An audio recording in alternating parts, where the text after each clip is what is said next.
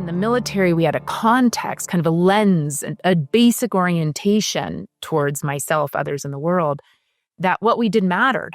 I mean, it didn't matter. Like, we could be scrubbing toilets, and we were fighting for freedom, scrubbing toilets in like Georgia. Why? Because we had the context of military service.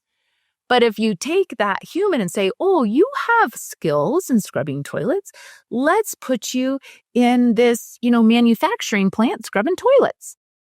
The context isn't there, and their life is now empty and meaningless. And who they are for themselves and their future, even though their day-to-day might use the same skill set, context is missing. And so one of the things that I did several years after I came back is I started to support service members transitioning from hardship deployments back to in garrison, back into life. And then I started supporting actually more the general officer level because they'd spent their whole life in the military, transitioning from military service to civilian life.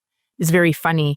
Some of them were like, oh, I actually have to bring my own things to the dry cleaner, and it's just, but these are like the most brilliant, military strategists. And it's like, but how do I do civilian? And what's meaningful for me, many military members have a really hard time transitioning because what hasn't been attended to is the context. What hasn't been attended to is who they got to be in the military.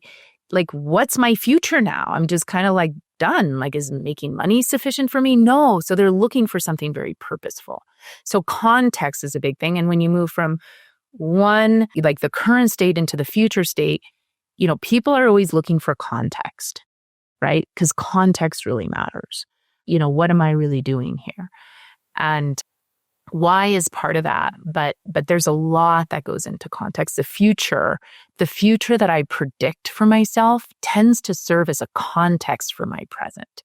So if I predict a future in which I get to be something and I get to experience things that matter for me, that becomes a context for my current actions.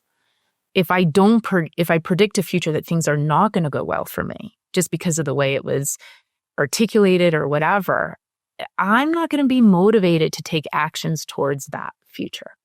So that's a pretty big piece. The difference, again, between change management and mobilization is that change management says, here are the steps and here's where you're going. Here are the goals. Mobilization does a really good job of shifting context so that people are naturally going to take actions towards that desired future versus resist that desired future.